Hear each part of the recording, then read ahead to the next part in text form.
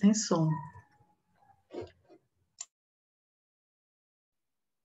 Tá sem som. Tá com o microfone desligado, Ana. Perdão, gente. Boa tarde a todos, bem-vindos e bem-vindas ao 17º Encontro Nacional da ABET. Peço desculpas pelo atraso. Meu nome é Ana e hoje eu vou ser monitora junto com a Estela. Junto com elas, nós vamos tentar ajudar no máximo possível o bom decorrimento da mesa. O nome dessa atividade é Covid-19 e os trabalhos invisíveis, pensando a pandemia a partir das margens. O início é agora e o término previsto em 6 horas, né? Passo a palavra agora para a professora doutora Lucy Brown, que vai coordenar a mesa, e desejo a todos um bom evento. Oi, pessoal, bom dia, boa tarde, né, a todas e todos. Deixa eu pegar o meu roteirinho aqui, que eu não vou projetar, mas ele me ajuda a não passar do tempo, né? Então, primeiro, saudar a diretoria da ABET, em nome da Patrícia Trópia, que não está aqui conosco nessa mesa, porque está, nesse exato momento, numa outra mesa. Ela me mandou mensagem logo cedo, avisando que eu não ia poder estar conosco aqui, porque tinha uma mesa com horário batendo, né, das atividades da ABET. As minhas...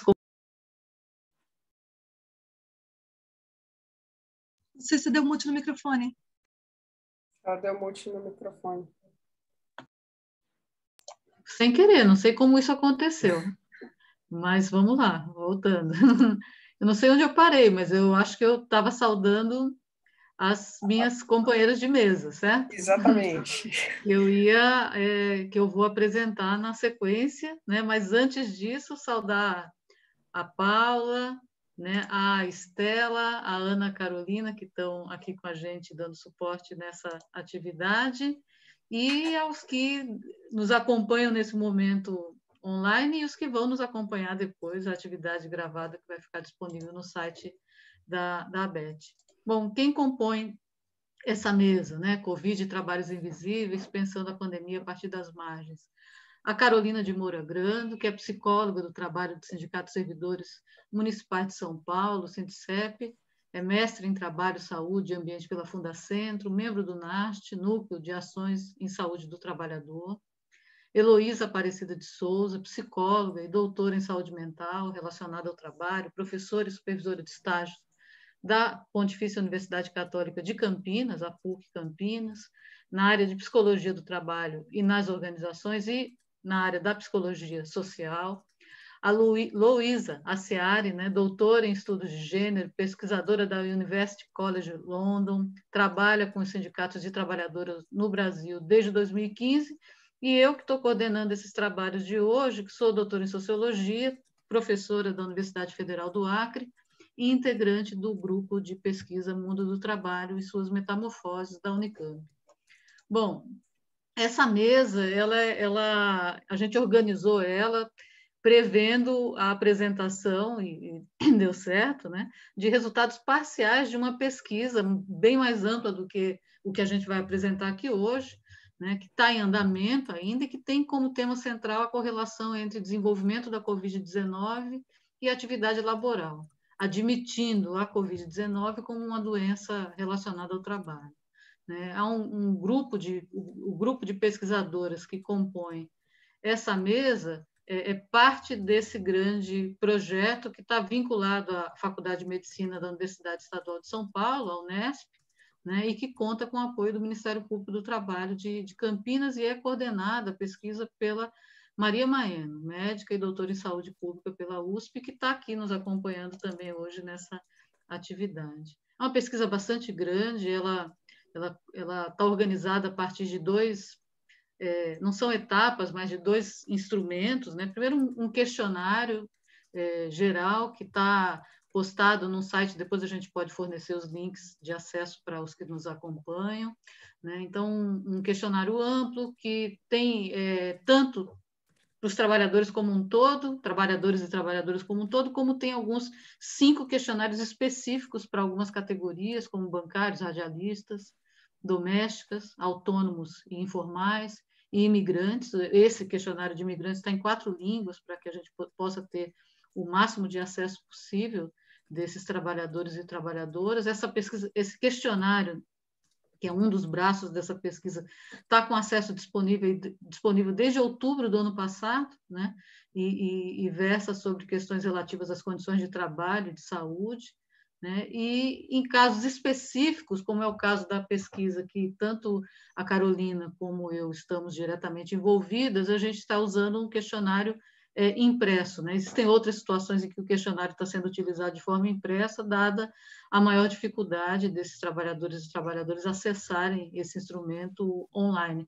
Até o momento, desde o início, né, de disponibilização desse questionário, a nossa pesquisa já colheu mais de 3.000 respostas, né, por meio digital. A gente não está considerando ainda aí as respostas por meio do instrumento impresso.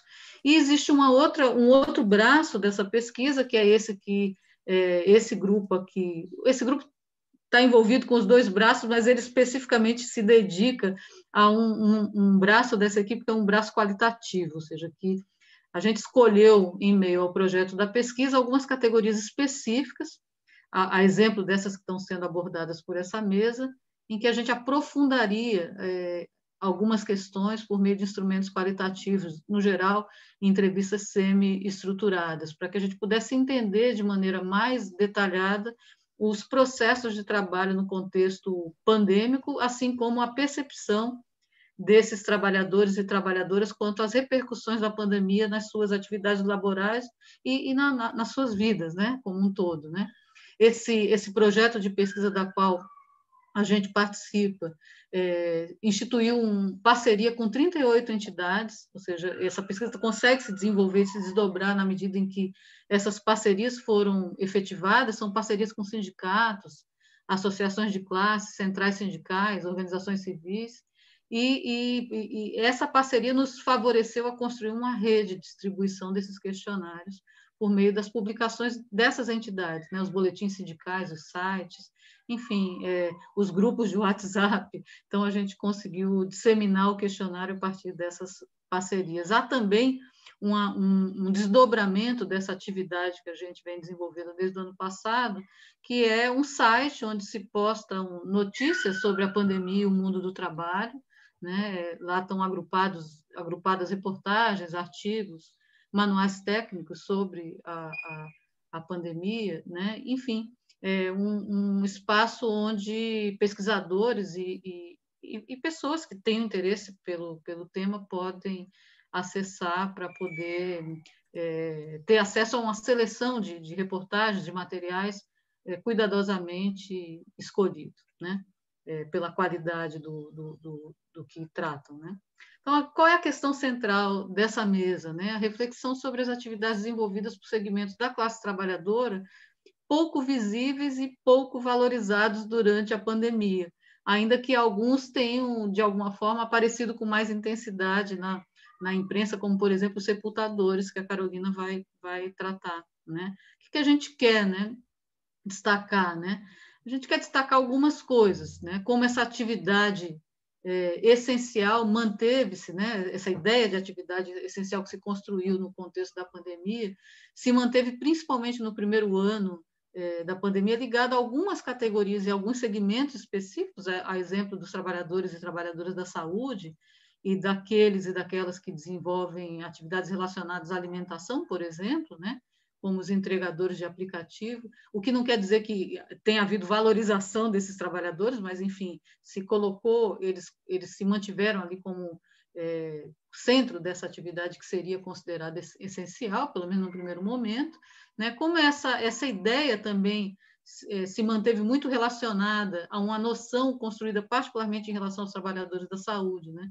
De condições e situações de trabalho com maior ou menor risco de infecção, que é uma das questões que a gente problematiza na pesquisa, o que seria esse risco de infecção, né? Quando a gente olha, por exemplo, o transporte público superlotado, que um contingente significativo de trabalhadores e trabalhadoras tem que pegar diariamente para poder trabalhar e sobreviver, né?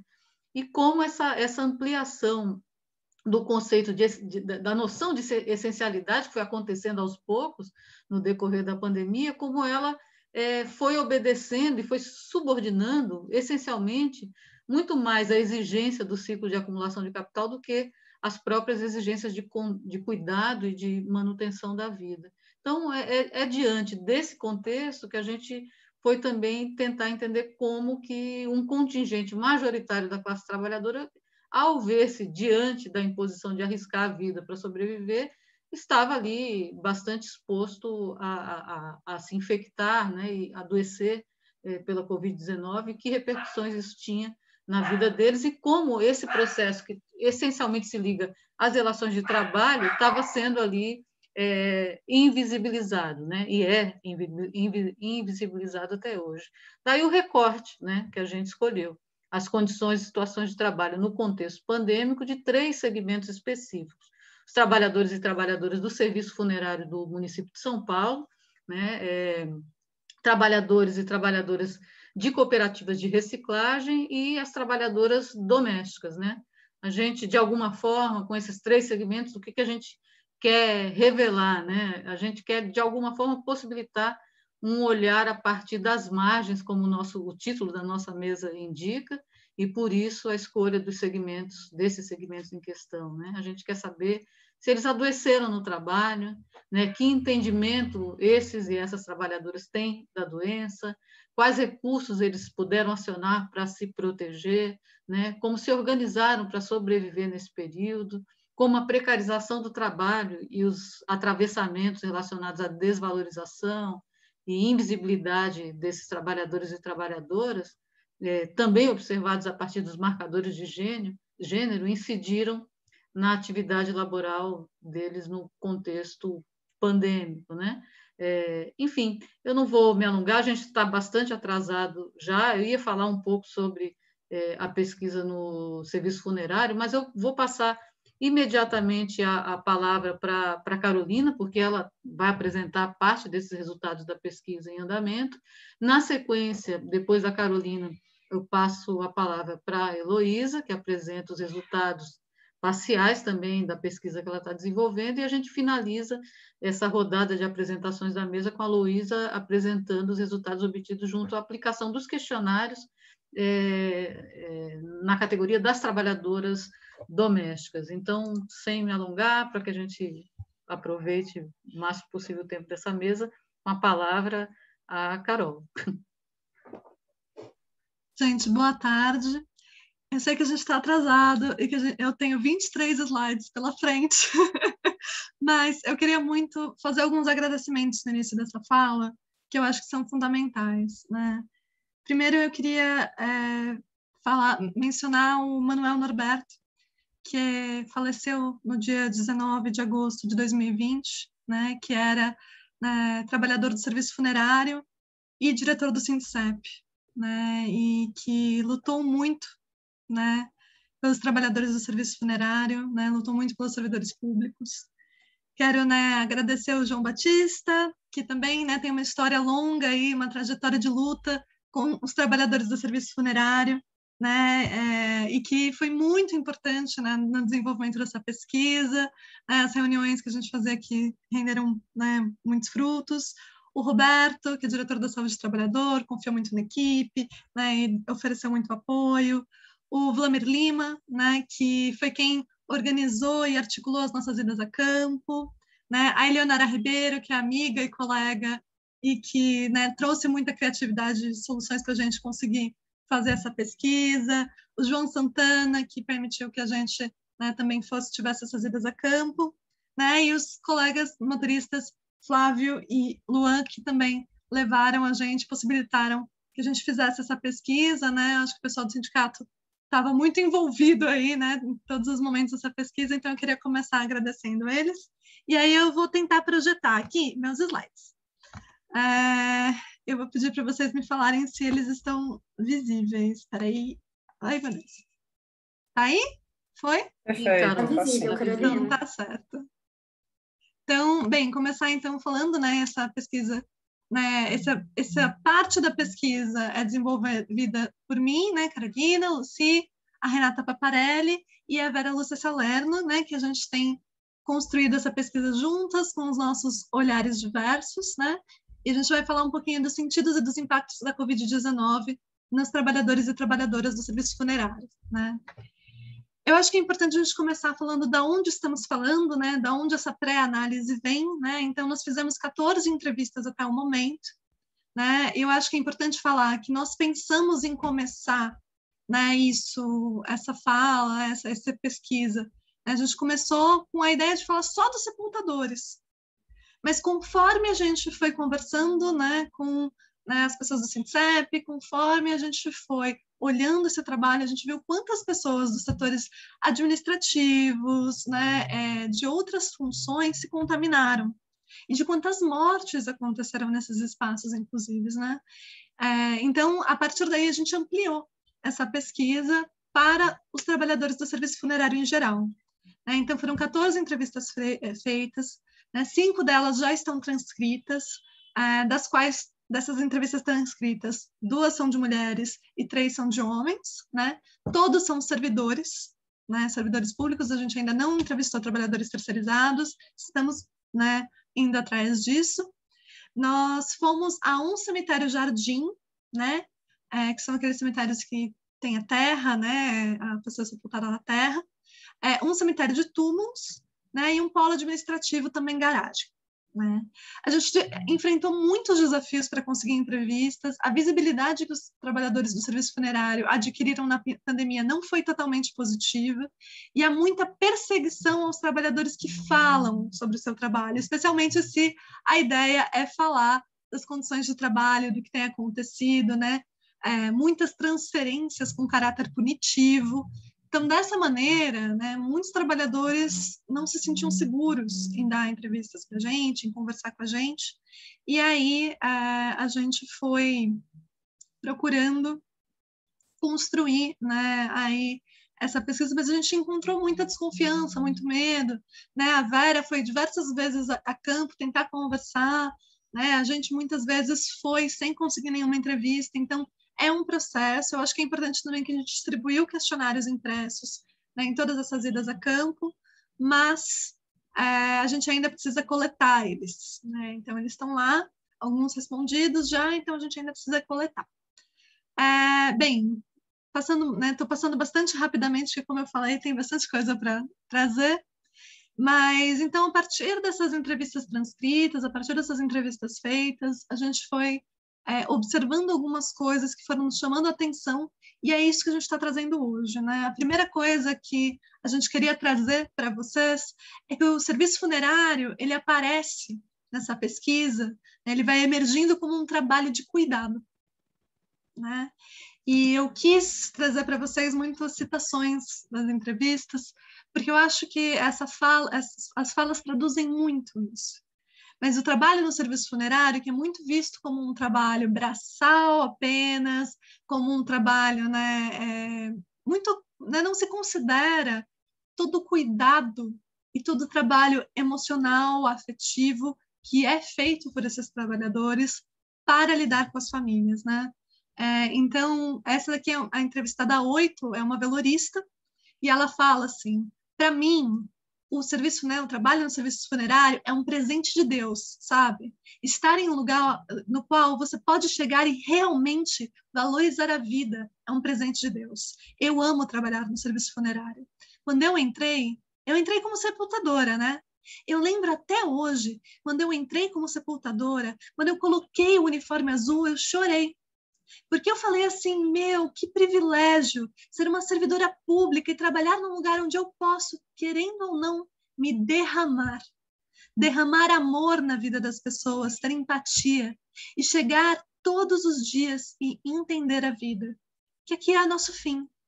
Então eu tenho que fazer o meu melhor hoje e deixar o melhor de mim nas pessoas.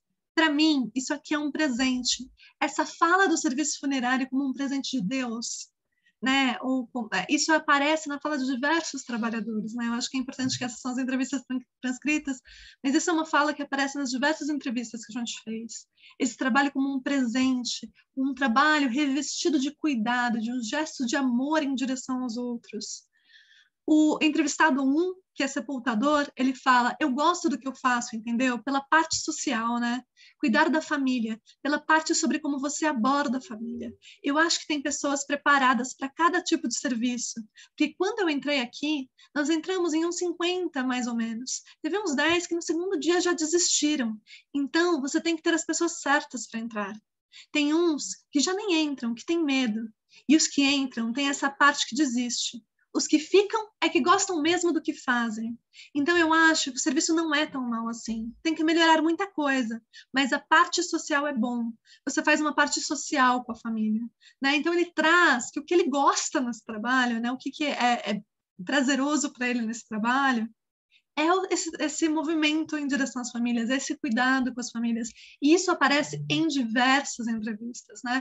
Essa questão do acolhimento, do cuidado que se tem com o trabalho, com fazer um trabalho bem feito, sabendo que é um trabalho de cuidado com famílias em um momento fragilizado, né? Porém, esse cuidado, essa empatia, essa abertura para a família vem com uma contrapartida importante de se considerar, que são os sentimentos e as experiências que não podem entrar em casa, né?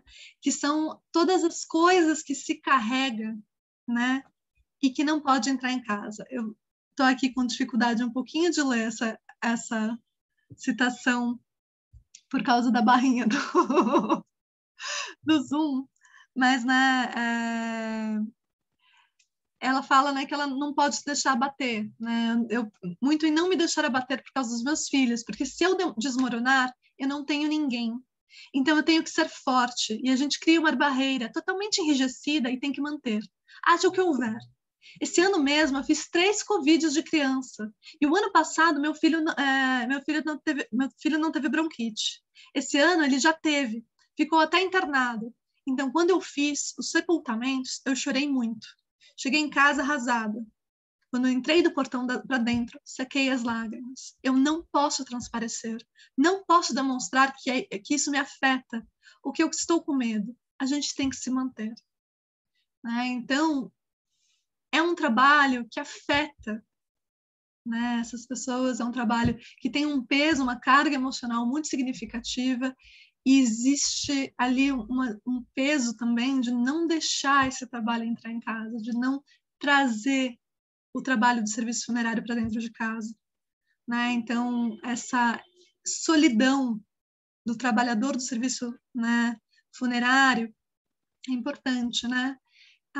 Novamente, a entrevistada 8, velorista, né? Essa daqui é a entrevistada 14, né? Que é a sepultadora. Perdão, gente, né? Esqueci de falar isso. Né? A entrevistada 14, que é a sepultadora. A entrevistada 8, velorista, ela traz uma música de Elis Regina, né? E ela fala que a música fala assim: é uma gente que ri quando deve chorar e não vive, apenas aguenta. E ela fala: eu falo que o servidor hoje, ela chora quando ela está trazendo essa fala.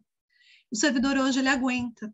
A gente passa todos os dias, a gente aguenta. Não é fácil você ver todo mundo de máscara, aquele ambiente da pessoa querer ver, né? Querer ver a outra pessoa, né? Querer ver o familiar que está sendo sepultado e não poder, né? Porque é empatia. Muitas pessoas dizem que o funcionário público é ruim, mas às vezes é uma máscara que a gente tem que colocar, um espírito que a gente tem que colocar, porque senão a gente não aguenta. Como a gente aguenta chegar em casa todo dia desse jeito? E ela, na entrevista, sinalizou para ela mesma, chorando, né?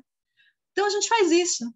A gente se coloca mesmo, aquela força, aquela estrutura, vamos que vamos, e tenta realmente usar todos os meios para sobreviver a esse trabalho, né? Para sobreviver à carga emocional desse trabalho, né? Então, eu acho que é importante dar destaque dessas falas dessas mulheres que, né, precisam ali segurar seus sentimentos, né, diante daquele sofrimento, e muito importante isso. É um trabalho que demanda empatia, ao mesmo tempo que demanda uma proteção do sentimento do outro, que demanda você se proteger da contaminação daquele sofrimento, porque quem se sustenta diante disso todo dia?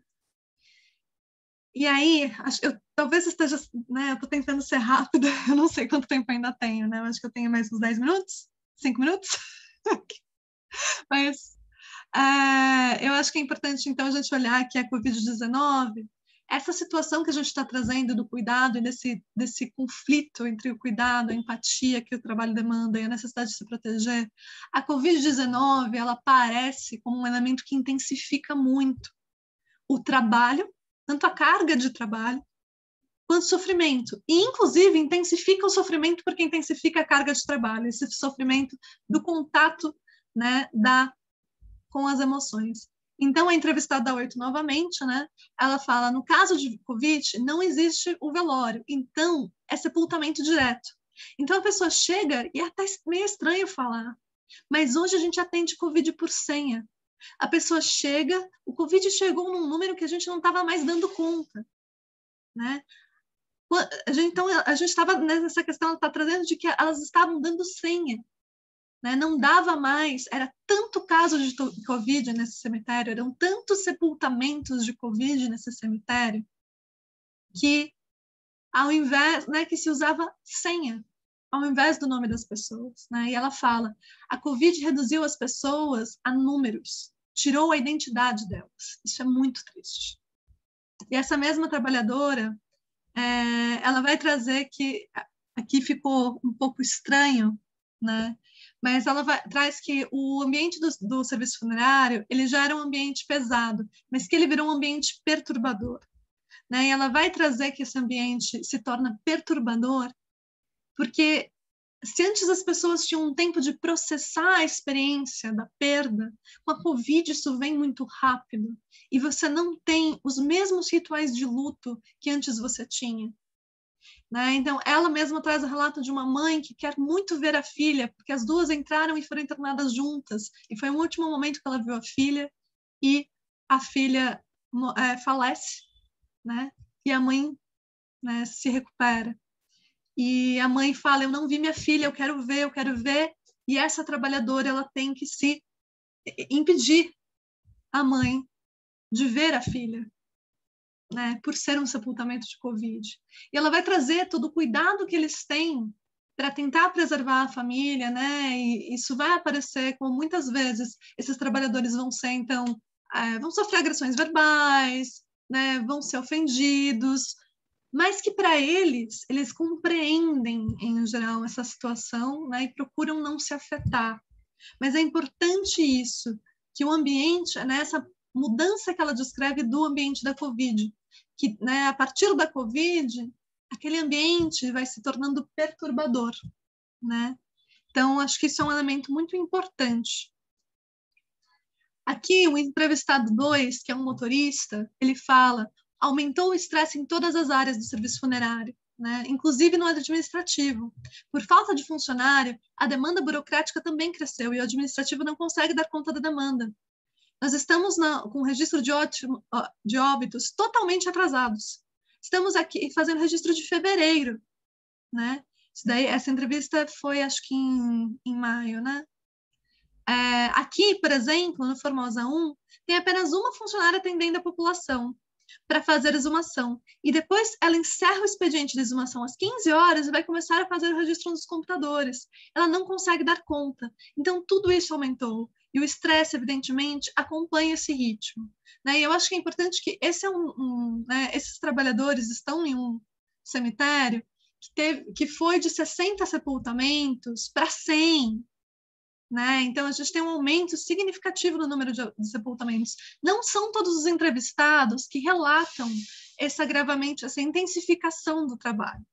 Né? Esse trabalho se tornando, né, um número muito maior. Porque, por exemplo, quando a gente foi no cemitério de túmulos, é um cemitério numa região que o sepultador fala, olha, eu não vi tanto aumento assim, não.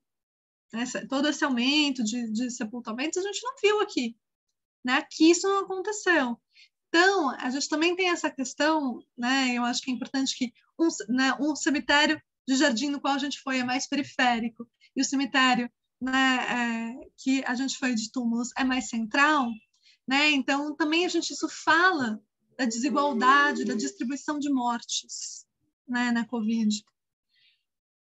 Então, entrando então na questão de que esse é um trabalho desvalorizado, a gente está falando então de um trabalho que é complexo, que demanda muita empatia, que demanda muito cuidado, né? Eu imagino que eu tenho que já ir encerrando minha fala, mas é um trabalho, né, desvalorizado, é um trabalho que está num processo de terceirização. Então, o entrevistador 11, ele coloca que a coisa que ele vê, né, é o aumento de tudo, do quanto eles não tiveram aumento de salário, né, e todas as coisas vão aumentando, né, e o salário dos servidores públicos está aí congelado há muito tempo, né. Então, ele fala, se a gente no começo gastava 600, 800 reais, a gente gasta 1.200, né? Então, os gastos aumentam. E ele não é o único trabalhador que traz essa questão, né, de o salário não aumentou, mas os nossos gastos aumentaram muito, né? E da angústia que isso traz, né? E ele, quando fala da terceirização, ele traz da questão da falta de experiência, né? Que quando eles prestaram concurso, eles tiveram que mostrar que eles sabiam fazer alvenaria, que eles sabiam fazer o cavamento, que eles sabiam fazer aquele trabalho, né? E que quem chega terceirizado chega sem experiência, né? Foram contratados e são eles, né, os sepultadores ali já com mais experiência que têm que, né, treinar. Então, se querem terceirizar tudo, isso significa uma queda na qualidade de trabalho significativa, né? Isso é uma coisa que o entrevistador 11, que é sepultador, traz. A velorista, né, entrevistada 8, ela fala da sensação de estar sendo expulsa da própria casa com esse processo de terceirização, né? Ela fala que é a minha casa, estão me expulsando da própria casa, e ela também vai destacar essa questão da experiência e da responsabilidade com o trabalho, no quanto, né, com a terceirização se perde um pouco nessa questão da responsabilidade com o trabalho, né?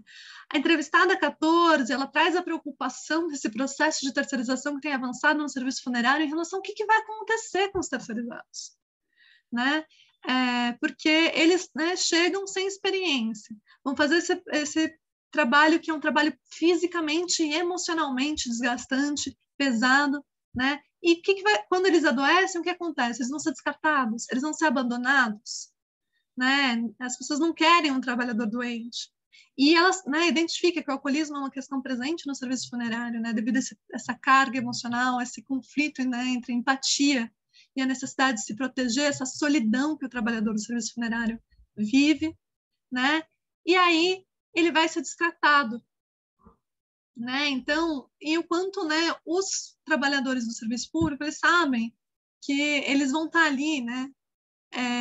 E não vai mudar de trabalho tão fácil, que eles saem dali sem nada. Então, eles se comprometem a fazer esse trabalho funcionar, né? Eles se colocam ali, eles têm responsabilidade com esse trabalho e do desmonte, né? Então, essa entrevistadora, a entrevistada 14, que é a sepultadora, né? Aqui, não sei porque alguns slides deu esse problema agora na apresentação, gente. A gente testa tudo, mas na hora sempre tem alguma coisa da chabu, não tem jeito, né?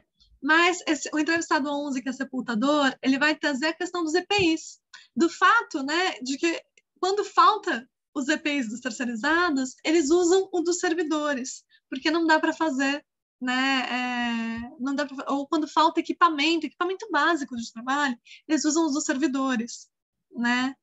E aí, então, eles suprem, né? E a entrevistada 14, também sepultadora, vai contar uma história que fala assim, o rapaz causa 43, a empresa oferece para ele uma bota 39. Aí o encarregado, né, fala, como é que você tá com essa bota, né? E entrega o próprio para esse trabalhador que estava ali com aquele pé apertado de um 43 e um sapato 39, gente, para trabalhar todo dia. Né? Vocês têm que lembrar que né, sepultador, isso é plantão, 12 horas, né? Esse cara vai ficar assim até quando? Né? E a empresa não, né, passa a numeração certa, a empresa não corrige, né, esse equipamento. E aí, novamente, os servidores suprindo o equipamento para os terceirizados. Essa é uma questão importante da gente pautar, porque o avanço a Covid trouxe um avanço muito significativo da terceirização do serviço funerário. Né? Foi uma abertura para que se contratassem muitas empresas e que se fosse entrando a terceirização e avançando a terceirização dentro do serviço funerário.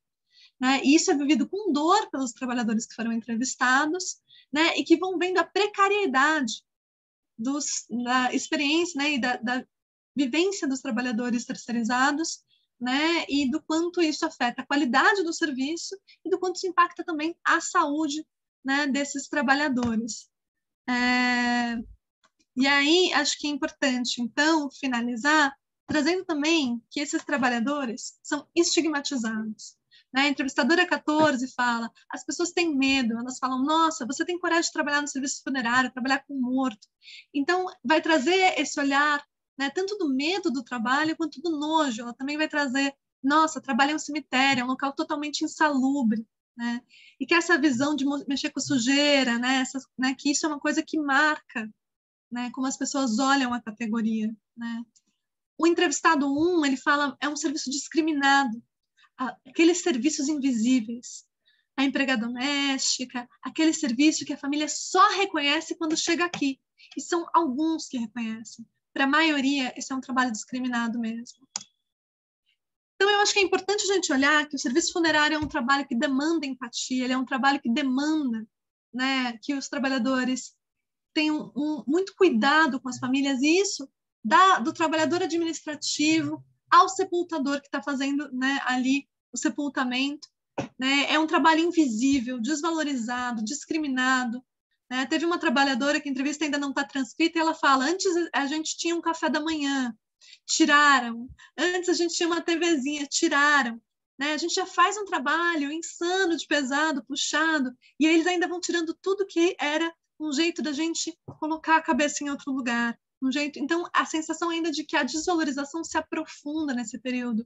A terceirização do serviço também é vivida como uma desvalorização do trabalho que se aprofunda. Né? É um trabalho invisível, é um trabalho discriminado. E aí eu acho que é importante trazer também que o sindicato fez uma denúncia de falta de água em um dos maiores cemitérios de São Paulo, né, que é o Vila Formosa. Né? Eles estavam há mais de uma semana sem água, isso no dia 13 de agosto. Né? Então, um dos maiores cemitérios nessa condição.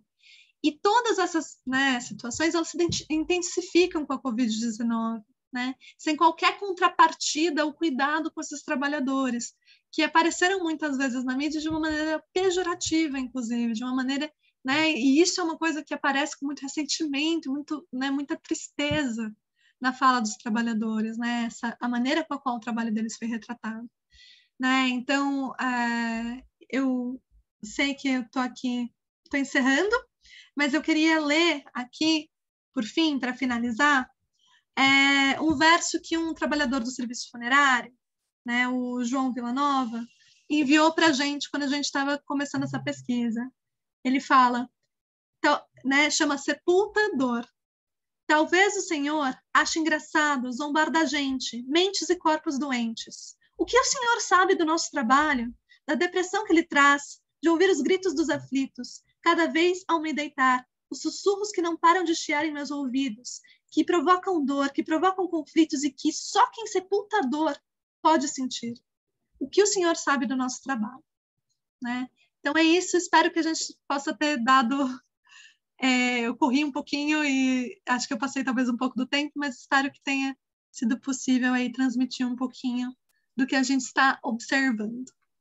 Obrigada, Carol. Vou passar rapidinho para a Elo, por causa do tempo. Cadê a Elo? Heloísa? Oi, estou aqui, estou indo para o compartilhamento. Vamos lá. É que você não aparece para mim. Eu estava com a câmera desligada, já ligo. Vamos lá. A tela foi? Tá. A minha imagem agora eu imagino que também, né? Sim. Então, boa tarde a todos, né? Confesso que eu estou, apesar de estar acompanhando no grupo, sinto a emoção aqui após ouvir a Carol, né? Também venho de um processo de luto, e é muito gratificante, né? Estar nesse espaço, estar aqui com vocês. E vou pensar um pouquinho aqui nas condições, nas situações de trabalho das captadoras de materiais recicláveis, a partir da minha experiência, né, aqui na cidade de Campinas, tanto quanto na pesquisa, né, que a Lucia apresentou no início, que eu estava numa equipe que ia trabalhar essa questão. Agora estou trabalhando também com a questão dos trabalhadores uberizados, mas vou apresentar aqui um pouco desse cenário das catadoras, né, de materiais recicláveis. Vou usar o feminino na minha fala, pessoal, porque a maior parte, né, das pessoas que a gente tem contato, que compõem as cooperativas de catadores de materiais recicláveis, é composta por mulheres. Mulheres com baixa escolaridades, mulheres com uma vulnerabilidade social, né, ao mesmo tempo que se coloca aí nesse segmento da economia solidária. Então, ontem a gente até estava falando que essa mesa tem essa característica, né?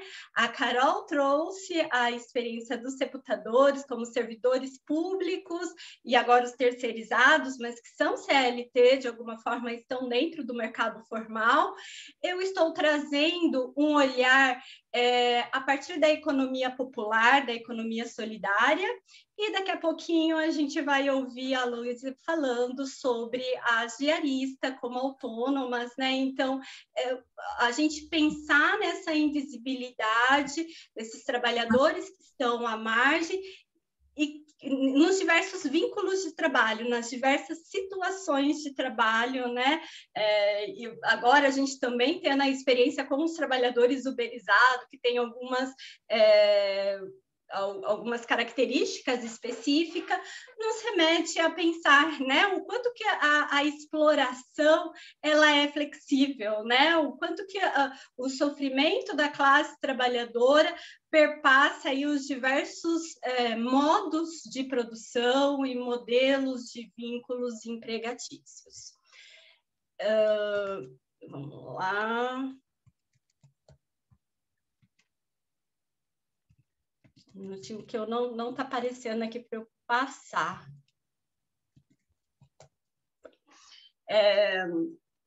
Mas eu passei demais.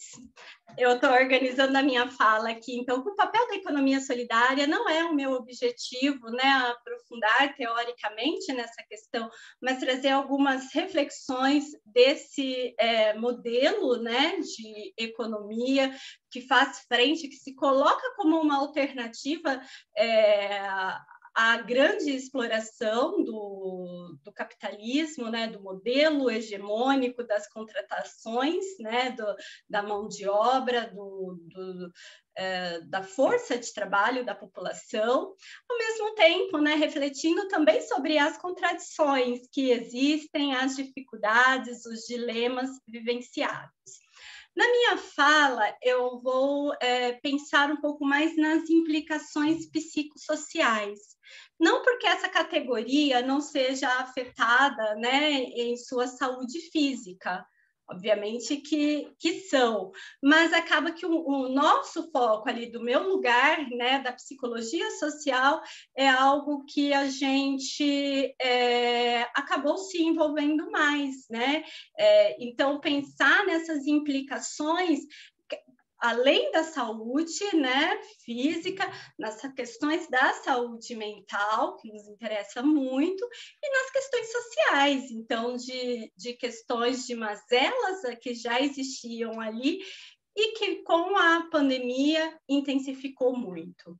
E encerro, né, pensando em possibilidades de enfrentamento, mas vou tentar ser bem objetiva para não ultrapassar o tempo.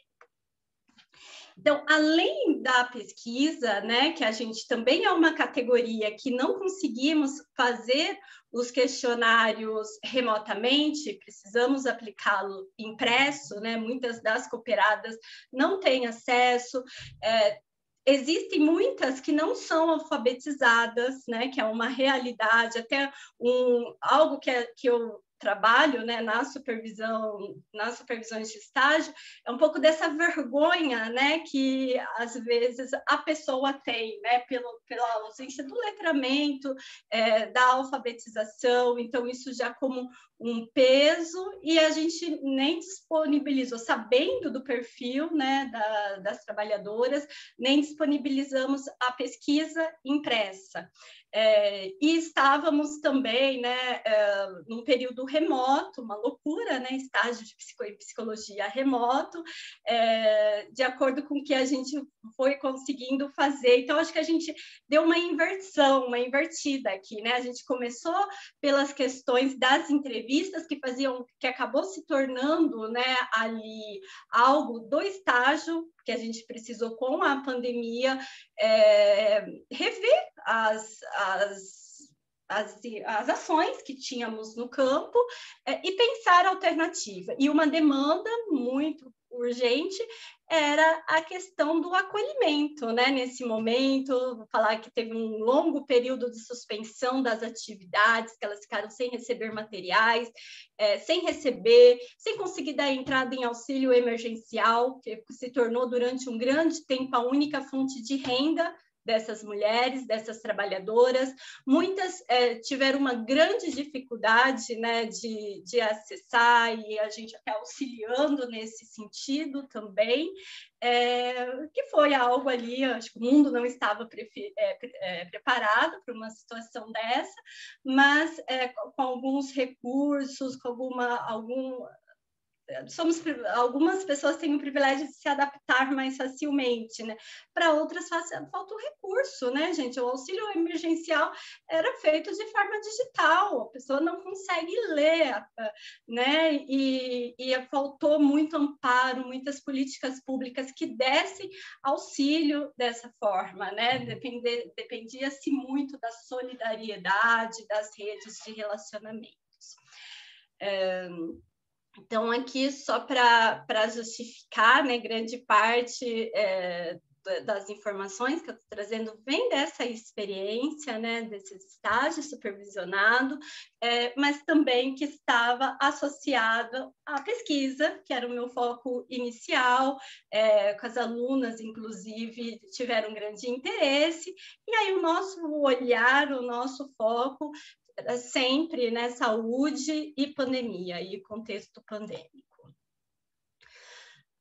Então, a economia solidária como uma alternativa no momento de crise, desde o início, né, quando ela ganhou corpo aqui no Brasil na década de 80, foi perante uma grande crise, né, social, econômica, baseada ali nos princípios democráticos que valorizam muito, né, a participação, a emancipação do sujeito, que traz essa alternativa de geração de renda e emancipação para trabalhadoras em vulnerabilidade. Imagina, do jeito que estamos com o desemprego, né? Imagina como está, apesar da vasta experiência que essas mulheres têm, elas possuem muita dificuldade para se colocar no mercado de trabalho formal, que é extremamente exigente quando se refere em qualificação, né? E a economia solidária se apresenta aí como uma grande possibilidade. As cooperativas de materiais recicláveis, por sua vez, né, elas são espaço, então, autogestionados, né, conta com a participação ativa dos trabalhadores, que tem esse objetivo de receberem materiais, né, fazer a triagem. Então, eu trabalho aqui em Campinas especificamente com 2 cooperativas, e elas formam rede, né? E aí eu também acompanho a integração dessa rede para poderem vender melhor, né, os materiais, porque formar ali um volume maior e vender. Então, além dessa questão social, de geração de trabalho e de renda, tem-se uma questão ambiental muito forte, né, gente? É vergonhoso pensar que uma cidade do tamanho de Campinas, né, no estado de São Paulo, com mais de 1 milhão de habitantes, recicla, separa 2%, cerca de 2% do material que poderia, que não é lixo, né? Que é tratado como lixo, mas que poderia gerar trabalho e renda. E esses 2%, pessoal, é em época normal, sem pandemia. Com a pandemia, isso durante um período foi a zero, e agora a gente começa a retomar, mas muito abaixo, né? Então, tem muitas pessoas que poderiam, então, diversas cooperativas com o movimento de não conseguir manter os cooperados, porque como eles têm participação, a retirada fica muito pequena quando se dividir em muitos, né? E acabam quase minguando, né? Se desidratando muito por falta de ausência. Então, acho que essa questão, esse primeiro item aqui, recebem material, é muito importante para a gente compreender as questões, um dos principais motivos ali das implicações sociais trazidas pela pandemia para esses trabalhadores, né? Então, o que vai ter, que eles ficaram impedidos de trabalhar, zerou a coleta seletiva, e depois a prefeitura anunciou que pararia de coletar, e depois não anunciou que estava voltando a coleta. Então, já faz um ano que retomou, mas não retomou de verdade, né? Então, a ausência de políticas públicas e que tem uma implicação direta na forma de se trabalhar, né? E nas saúde mental, inclusive, dessas trabalhadoras. Então, aqui, já falei um pouquinho, passar bem rapidamente, né? Infelizmente, é pouco discutido e pouco valorizado a grande relevância, né? que esse trabalho tem na nossa sociedade. A coleta seletiva foi a zero, e agora retomou, mas muito abaixo, enquanto que a geração de resíduos nas grandes cidades aumentaram nesse período. A coleta normal, né, ali que vai tudo misturado e vai lá para o aterro, o volume de resíduos aumentou-se muito. Mas muito mesmo, porque as pessoas estão em casa, né?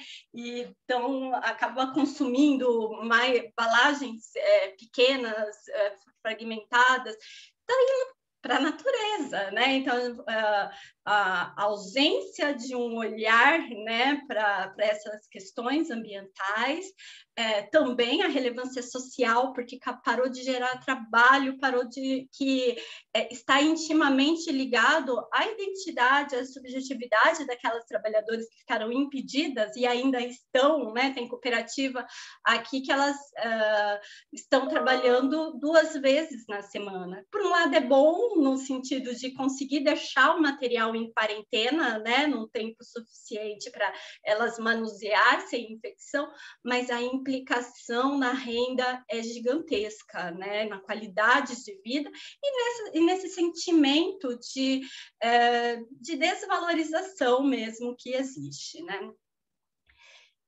E um dos grandes, né, uma das coisas lindas que existe nas cooperativas, na maioria delas, né, é essa questão da emancipação, né, do apoderamento dessas mulheres que muitas vezes são silenciadas na nossa sociedade e que muitas delas passam a ter consciência ali da importância, da relevância social do seu trabalho. Apesar de algumas vezes e algumas delas ainda não terem percorrido esse caminho ali da emancipação. Me recordo uma vez que uma cooperada falou assim: professora, você não tem um lugar melhor para levar os seus alunos do que trazê-los aqui para esse lugar? Né? Então, e aí a outra já veio e falou: como não? Eu não tenho, né? Não há lugar melhor para aprender, para eles pensarem numa forma mais justa, né, de se trabalhar e com a grande relevância que se tem, né? Então, essa questão da emancipação, mas marcado por contradição. Então, ao mesmo tempo que elas estão lá falando, não somos obrigadas a cuidar do seu lixo, né? Não trabalhamos com lixo, e não venha achar que a gente trabalha com lixo. Temos também essa questão da ideia, mas não tem um lugar melhor, né, para você levar essas meninas, né? a invisibilidade social, a pouca valorização das trabalhadoras que lidam com resíduos, né? O mesmo caso dos sepultadores, né? Aquilo que não é mais uma sociedade utilitarista, né? Então, quando se depara com aquilo que não vai ser, que não é mais útil, que não tem mais forma, né? Então essa invisibilidade, essa pouca valorização social que já existia, isso aqui não é momento pandêmico, né? Antes da pandemia, baixos rendimentos, né? Os valores, né? Que se paga por esse material é muito baixo, né? Principalmente quando elas não conseguem fazer o volume, que tem atravessadores, que aí ficam com uma grande parte, né? Muitas vezes com adoção, então, elas são bastante assediadas no sentido a própria empresa que investe em programas ESG, né, que tem a sustentabilidade, que querem falar como elas devem agir, colocar metas, né, e muitas vezes algumas cooperativas acabam assumindo esse olhar que é próprio, né, do modo de produção do capitalismo, e a ausência de políticas públicas que apoiem a cooperativa, né? Então, o fato de um trabalho tão relevante ser suspenso por um longo tempo e ela sequer ter apoio, acho que depois lá de alguns meses teve direito a uma cesta básica por parte do município, e até agora de não ter retomado, né? Então existe e o próprio fato de destinarmos tão pouco, né, dos nossos resíduos para reciclagem demonstra, né, essa ausência de políticas públicas, essa invisibilidade desse trabalho, né? Que, na verdade, né, a gente pensar as políticas públicas não como algo benevolente por parte do Estado, né, mas algo que a sociedade mostre e reclame, e peça, né, e exige, mas há um silenciamento por conta, né, dessa ausência aí de conscientização da importância do trabalho que ela exerce. Impactos da pandemia, para não me prolongar, já é a parte final aqui. Suspensão das atividades por 5 meses, né? No 5º mês começou a retomar muito lentamente, mas hoje, né, passado 1 ano dessa retomada, agora em setembro faz 1 ano que retomou, temos uma queda ali de 60% daquele pouco material que chegava, né? Então, um impedimento de se trabalhar, né? Adotaram ali o investimento próprio, obviamente, né? Em EPIs, em materiais de proteção, em esquema, né? Para quarentenar os materiais, e aí depois, agora vamos voltar, a gente está preparado, que não é que volta que vamos adoecer, a gente precisa trabalhar, porque sem trabalho não tem renda, preparou todo esse esquema de proteção contra a Covid e não tinha o material, né? Então, essa sensação de desamparo, de abandono, né, por parte do poder público e de grande parte da sociedade, né, que não se deu conta, né, para onde está indo o material, tanta coisa que a gente consome, descarta, né, então que está simplesmente deixando de gerar trabalho e renda para essas pessoas. Agora eu estou com o mesmo problema da Carol aqui, mas então as grandes implicações aí psicossociais, né? Esse impedimento de trabalhar, impedimento de realizar a sua atividade que elas consideram, né, ali essencial, inclusive na sua constituição identitária, né? E não aconteceu. dependência de políticas públicas assistencialistas, né? Então, olha, não é porque você toma aí, né? Não teve um programa específico, né, para as cooperadas, né? Então, foi lá e dependendo, né, dessas políticas públicas assistencialistas. Um aumento muito grande na pobreza e na vulnerabilidade social dessas mulheres, né? A gente ouviu o relato, inclusive, de pessoas que o filho adolescente estava pedindo na rua para complementar, no momento de desespero, saiu para pedir, né, esmola, e ela falava assim: eu achava que eu havia superado isso, Elô. Eu achava que meu filho não ia vivenciar isso, porque a gente estava numa sociedade que parecia que estava melhorando. Eu só pensava no menino estudando. E, de repente, o menino me sai, precisa sair. E ele não falou, ele falou: mãe, consegui aqui. Para sobreviver, para comer, né? Não saía o auxílio, não tinha o trabalho e algumas outras questões ali que envolvia as relações. Aumento da invisibilidade, o impacto na autoestima e na percepção de si, né? Se algo que inclusive, né, era algo que a gente trabalhava bastante no estágio, a valorização do trabalho pela relevância que se tem de se retirar esse resíduo, né? A sociedade precisa disso e, de repente, o que a sociedade faz? Não queremos, como, né, negligencia o impacto que isso traz ali para a autoimagem, para a percepção de si, e um desgaste da saúde mental, né? A gente tem ali grandes índices de adoecimento, né? De sofrimento mental, e não tenho dúvida que muito desse sofrimento está relacionado a essas questões todas. Bom, em enfrentamento, né, que eu acho que a gente precisa pensar também, né, que apesar de ser tão complexo, tão difícil, acho que esse é um espaço para isso, né? Então a gente precisa, dentro dos nossos espaços, né, dos nossos micros espaços, da nossa parte, né, favorecer isso, exigir nos condomínios, nas empresas, né, nas escolas, que se tenha coleta seletiva, né, que é dali que vem o trabalho, dali que vem a renda dessas mulheres. Precisamos de elaboração e implementação de políticas públicas efetivas, né? Que olhe para essas realidades, que pense em formas, né? De fazer com que esses materiais cheguem.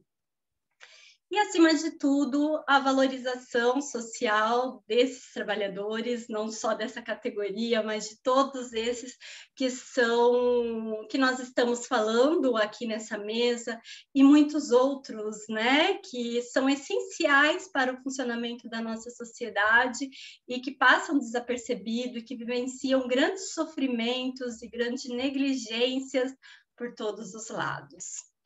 Era isso, gente. Eu acabei acelerando alguma coisa, ia trazer alguns exemplos, algumas coisas, mas depois a gente conversa um pouco e eu espero que, de modo geral, tenha conseguido apresentar aí a situação dessa categoria. Obrigada, Elô. Passo a palavra para a Luísa. Oi, boa tarde, boa noite. Acho que, Elô, você tem que tirar a sua apresentação para a Luísa poder colocar dela. Desculpa, Luísa, te interromper. Imagina. Mas, enquanto isso, já vou agradecendo também, né, a oportunidade de estar aqui na mesa, mas a oportunidade também de fazer parte desse projeto, né, que as colegas já apresentaram. É um projeto gigante, né, muita honra estar aí. E, enfim, poder conhecer um pouco mais também das outras disciplinas e outras categorias. Eu vou apresentar os resultados do questionário quantitativo, né, que a Lúcia explicou no início, mas com a ressalva de que, por formação, não sou uma pessoa que faz quantitativo normalmente, eu sou mais de método qualitativo, mas não deu ainda para fazer assim, entrevistas boas o suficiente com trabalhadores que eu não conheço, né? Porque eu trabalho com elas já há 5, 6 anos, e aí eu estou tentando usar o questionário para falar com pessoas que eu não conheço ainda, e como não estou no Brasil nesse momento, está um pouco mais difícil, então vou focar na parte mais quantitativa por hoje. Bom, alguns dados assim, né, básicos sobre quem são as domésticas antes da pandemia, né, é um dos setores de emprego mais importante para as mulheres, mais ou menos 14% das mulheres economicamente ativas, né, no mercado do trabalho, e segue sendo o primeiro setor de emprego para as mulheres negras, quase uma em cada 5 mulher negra economicamente ativa trabalha como trabalhadora doméstica. Antes da pandemia, eram mais ou menos 6 milhões de trabalhadores, a maioria absoluta de mulheres, maioria de mulheres negras, maioria absoluta sem carteira assinada, então, né, uma situação de informalidade que vai ter consequências muito graves durante a pandemia. E nos últimos anos, né, enfim, não vou falar muito do quadro legislativo, mas houve um aumento importante, né, das diaristas, que nem sempre são contabilizadas como informais, mas o fato de ser diarista significa que elas não têm carteira assinada, então estão também nessa situação de vulnerabilidade. Apenas 40% da categoria como um todo contribui para a Previdência Social. Dentro das diaristas, eu acho que é cerca de 10, 11% só que contribui para a Previdência Social. Elas podem contribuir de maneira individual, mas, enfim, é um processo um pouco complicado e quando uma diária é R$150, é complicado, né, ir lá e contribuir os 10%. E o salário médio mensal, né, da categoria está abaixo do salário mínimo nacional, que já não é muito alto, em média uns 800 e poucos reais por mês que elas ganham, com disparidades regionais importantes. Eu escolhi aqui uma imagem da Federação Nacional das Trabalhadoras Domésticas, que é a federação com quem eu trabalho, né, que diz que o trabalho doméstico também é profissão, e, enfim, aí muitos paralelos com as apresentações das duas companheiras antes de mim sobre a questão de valorizar, né, seu ofício, a relevância social, a importância desse trabalho que é também super desvalorizado, invisível, enfim, além de tudo, está dentro das casas, né, nem dá para ter essa visibilidade, se juntar na rua, enfim, é um trabalho totalmente escondido, mas quando ele não é feito, todo mundo repara, e isso ficou bem claro durante a pandemia. Dentro do projeto, né, do qual a gente faz parte, esse questionário ele foi, então, divulgado através da Federação Nacional das Trabalhadoras Domésticas, a FENATRAD, né, que foi fazendo a divulgação pelos seus sindicatos afiliados via WhatsApp. A gente deixou mais ou menos entre março e julho aberto para elas poderem responder.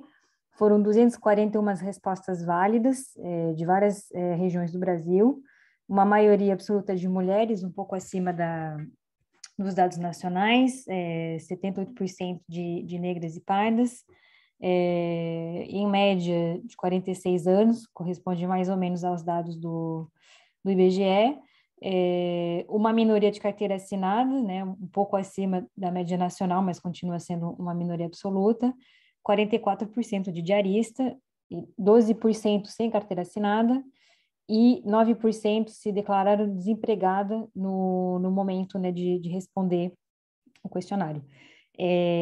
Agora, tem uma ambiguidade aí, né, porque eu não sei, teria que fazer entrevista, eu não sei se as diaristas se consideraram desempregadas ou não, né, pela natureza de fazer, né, o trabalho ser uma diária de vez em quando, elas podiam talvez estar sem trabalhar nesse momento, mas não se categorizar como desempregado. Então, eu não sei exatamente, né, precisaria ver com as entrevistas. Bom, alguns elementos, né, que saíram da pesquisa sobre, né, os fatores de risco, enfim, que a gente estava, né, que a Luz colocou como problematização. Das respondentes, 60% teve contato, diz que teve contato contato próximo com pessoas, isso junta, né, as que responderam sempre e quase sempre, então uma maioria absoluta, né, tem contato próximo com pessoas, seja no trabalho, seja no transporte. 42% delas passam mais de 1 hora por dia no transporte, né? Então, aí também aquela questão de usar ônibus lotado, enfim, de não poder se distanciar dentro do transporte. 35% relataram ter tido pessoas infectadas no seu local de trabalho e 21% relataram ter tido pessoas infectadas dentro das suas casas. Então, aí também vários caminhos possíveis, né, de contaminação e de exposição, nem sempre totalmente, diretamente ligado ao local do trabalho, mas tudo que envolve, né, ir até o trabalho, voltar, estar em contato com pessoas e depois também, se os seus filhos, companheiros, familiares que moram com ela também estão expostos ao mesmo tipo de risco. E aí escolhi uma imagem da campanha que a Fenatrade fez no início da pandemia, né, que é Cuida de Quem Te Cuida, onde elas pediam o direito à quarentena remunerada para as trabalhadoras domésticas, como foi concedido a várias categorias, justamente, né, dizendo que faxina não poderia ser considerada como uma tarefa essencial durante a pandemia e que os empregadores deveriam deixar o direito à trabalhadora de ficar em casa, né, justamente para não ter que passar por transporte, exposição, contato com pessoas, mas recebendo o seu salário, que nem várias outras categorias profissionais tiveram direito. Quando a gente perguntou, né, se elas adoeceram, 20% mais ou menos respondeu que adoeceu sim, o que, enfim, acho que é bem acima da média nacional, né, apesar dos números no Brasil serem um pouco assustadores, mas não chega a ser 20% da população que se contaminou com Covid, então tá bem acima da média nacional. Eu não sei por categoria profissional, teria que ver direito, mas é uma proporção importante. E outro dado marcante é esse 24% que não sabe se teve Covid ou não.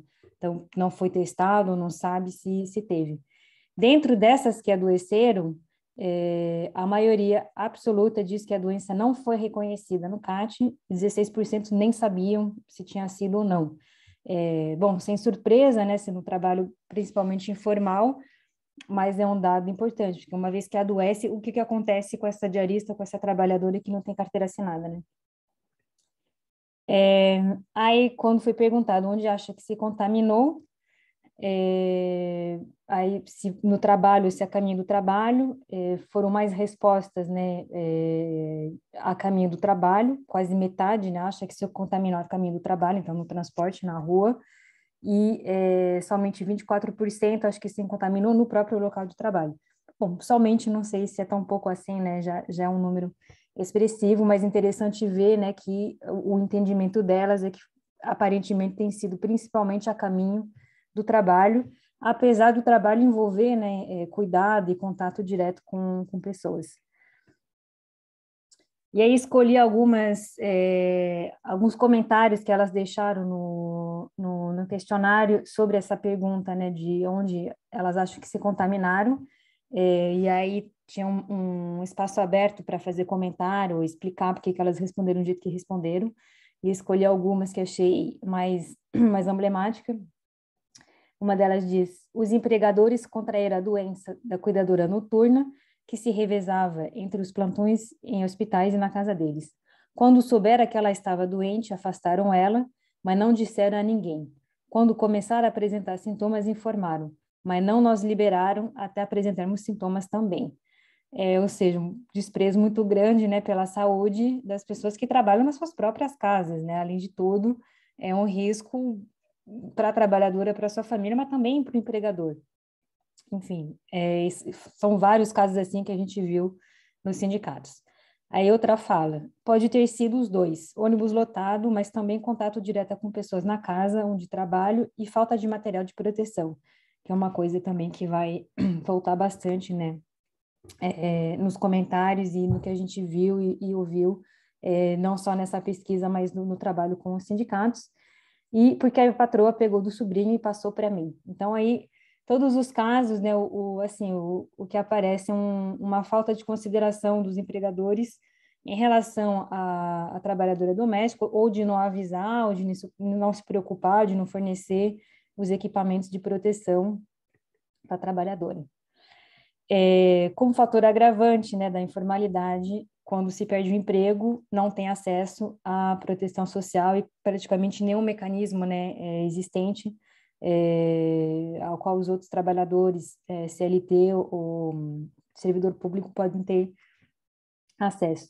Então, no caso das que adoeceram, 86% foram afastadas, mas somente a metade continua recebendo salário, e dessas que receberam, que continuaram recebendo salário, foi a maioria absoluta, foi pago pelo empregador, e uma minoria muito pequena pelo INSS, e isso, obviamente, porque elas não têm, né, acesso, não contribui ao INSS, mas isso quer dizer que, basicamente, depende da boa vontade, né, desse empregador de manter o salário da trabalhadora, que não é obrigação, não está escrito na lei se ela é diarista ou se ela é informal, adoeceu, foi mandado embora, acabou a responsabilidade do empregador. Então, as que conseguiram manter alguma remuneração, alguma forma de renda em momento de adoecimento, foi realmente pela boa vontade dos seus empregadores.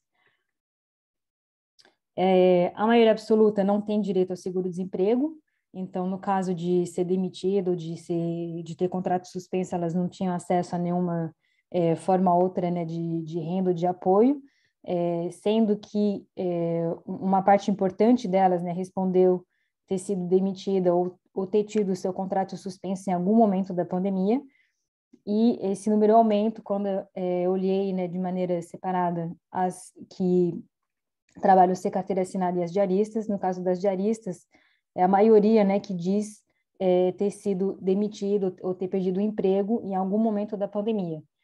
Dentro das diaristas e dentro das que responderam que estavam desempregadas, 81% não tinham acesso ao seguro-desemprego. Então, basicamente, né, as que foram mandadas embora, as que ficaram sem remuneração, sem emprego durante esse período, são também as que não têm acesso ao seguro-desemprego. Ou seja, em caso de adoecimento ou de perda de emprego e renda, as consequências são dramáticas, né? E, enfim, muitas vezes essas mulheres são chefes de família, né? Tem que sustentar várias pessoas, vários parentes, filhos, enfim. As consequências sociais são muito mais profundas, né? Para além da vida da própria trabalhadora.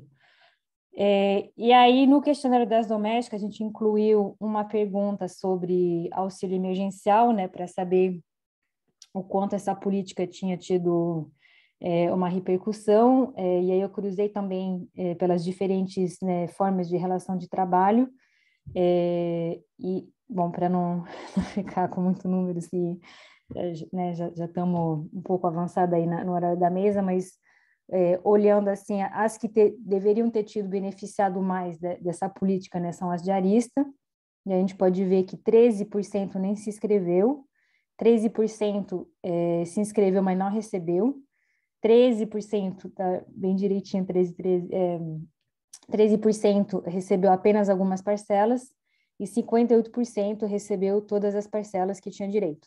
Então, por um lado, 58% é a maioria, né? Então, pode ser positivo. Por outro lado, né?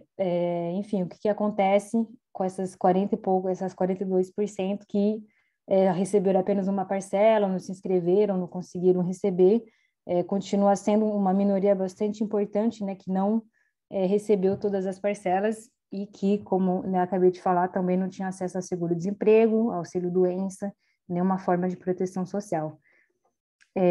Dentro das desempregadas, aumenta um pouco, né? 62% conseguiram receber todas as parcelas a qual tinha direito, mas tem, mesmo assim, quase 20% que não se inscreveu e 20% que recebeu apenas algumas parcelas.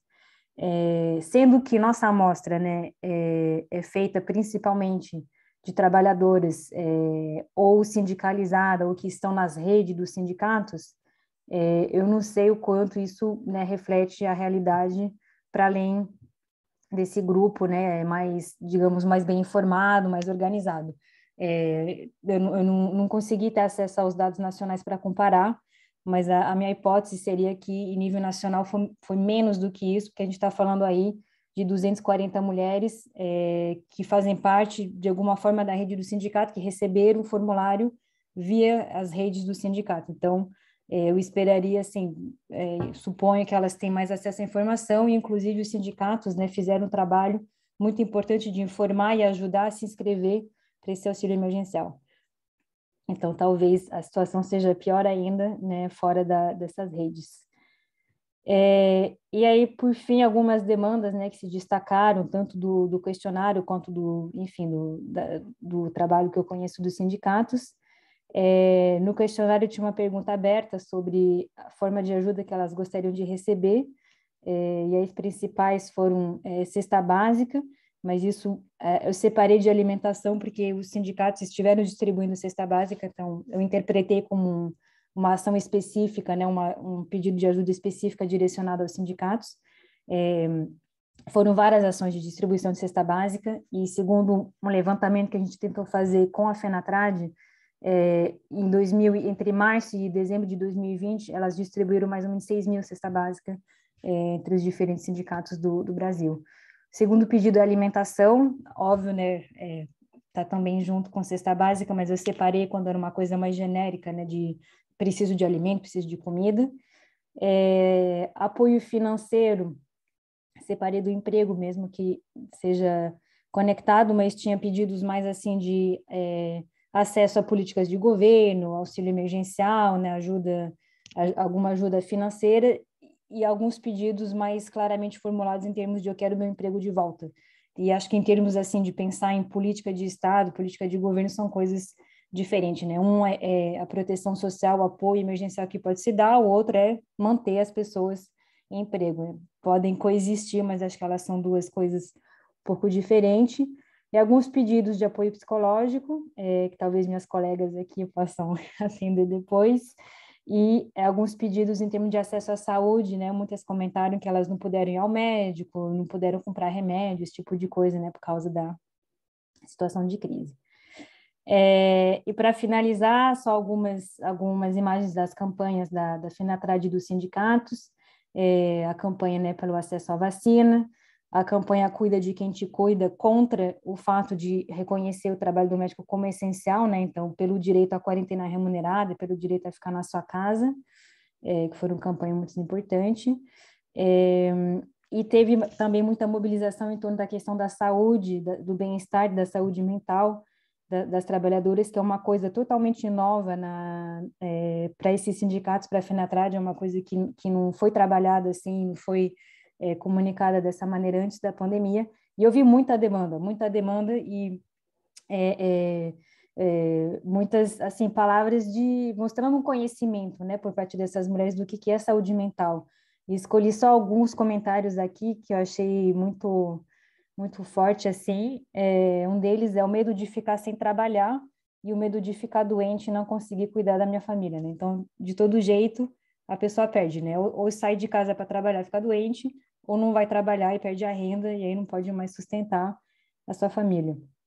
Outra falou, fiquei estressada devido à jornada de trabalho, às vezes passava de 12 horas seguidas, e fazendo o serviço da casa toda e cuidando das crianças, tive síndrome de burnout.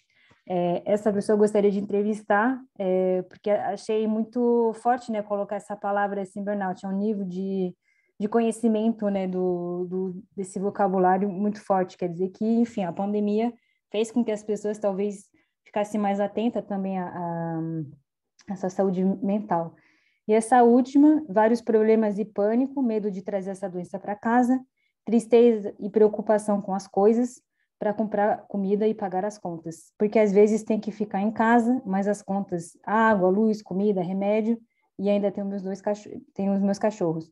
Só quem me ajudou foi o Bolsa Família. E é isso, vou encerrando por aqui, para não passar muito aí do tempo, deixar tempo para discussão, e agradeço novamente a oportunidade de estar aqui na mesa com vocês. Obrigada, Luísa. Bom, eu acho que a gente abre direto, né? Tem poucas pessoas na sala nesse momento, a gente podia fazer um bate-papo, né? Todo mundo aparecer aí e conversarmos sobre o que foi apresentado.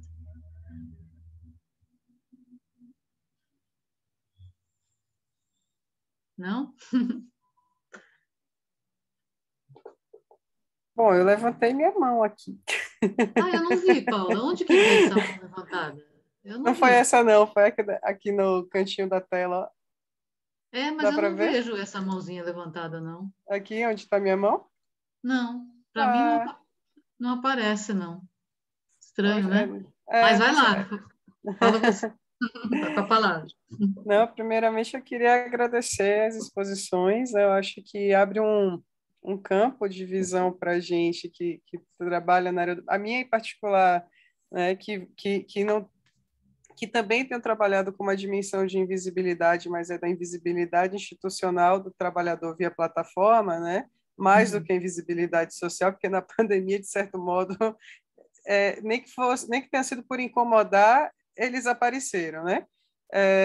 Mas para mim assim foi muito enriquecedora mesmo, né? Todas as mesas e eu em particular, né? Eu acho que essa questão da doméstica também me tocou e eu queria só colocar uma questão assim para reflexão, que eu acho que vale para as outras é um reflexo que chega nas outras profissões, né? É justamente nesse confronto, como é que a invisibilidade desses profissionais chegam a tal ponto que as famílias atuam, digamos, numa dimensão negacionista, no sentido de não aceitar que, dentro de uma pandemia, essa é uma porta de entrada para a doença em sua casa. Mesmo aqueles que saem se cuidando, que ficam, né? Vai chamar o cara do iFood para não ir se expor, mas não tem o mesmo cuidado quando diante, né, do trabalho doméstico, né? Porque a gente sabe, eu particularmente vivo a situação da necessidade de uso, mas assim eu fiz todo um esforço, né, de me colocar à disposição para ir buscar e levá-las, porque eu preciso de cuidadora 24 horas em casa devido à minha situação familiar, né? Mas é todo um esforço de oferecer a extensão, né, do cuidado que eu tenho comigo e com minha casa a elas, né? Então, como é que isso não chega? Como é que as pessoas negam que você entendeu? Que ao trazer uma pessoa que andou de ônibus para sua casa, estão trazendo todas aquelas pessoas que estavam no ônibus para sua casa. Não sei se vocês têm assim, uma reflexão sobre isso, de que psicose é essa que toma conta, né, da cabeça das pessoas. Queria também fazer uma intervenção para as minhas colegas de mesa. Pode? Tá autorizado? Segue, Cacá, vai. Não, é porque eu acho que, né, essa coisa, a gente está participando da mesma pesquisa, mas a gente, eu acho que nas reuniões que a gente fala muito mais de, consegui fazer tal coisa, consegui, não sei o quê. E eu acho que pela primeira vez, assim, a gente está tendo contato mais com o conteúdo, né, da pesquisa umas das outras.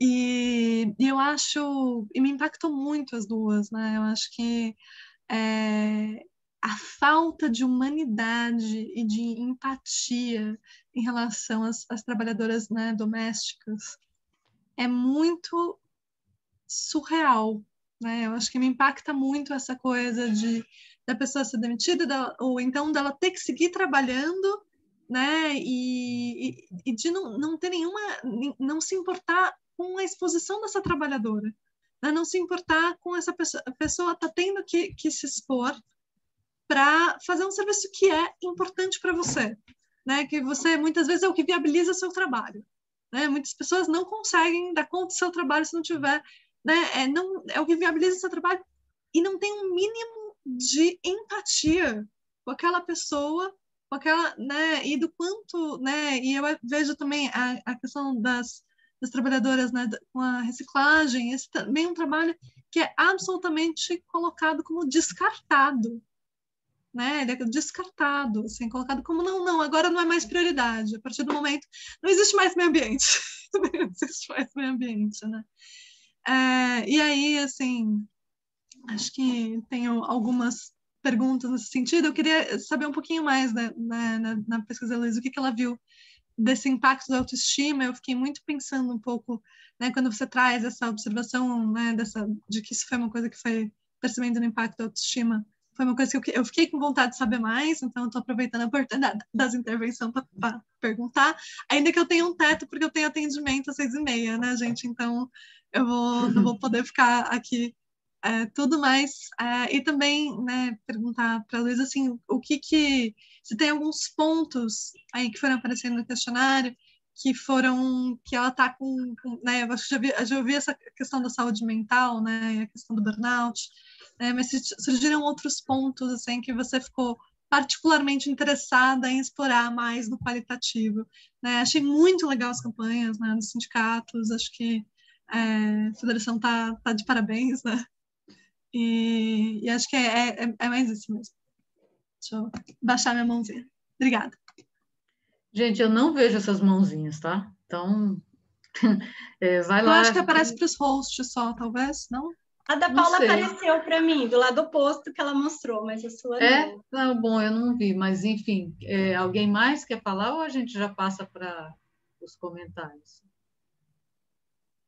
Eu queria fazer uma pergunta geral, assim. Vai lá. Essa própria categoria da invisibilidade, né?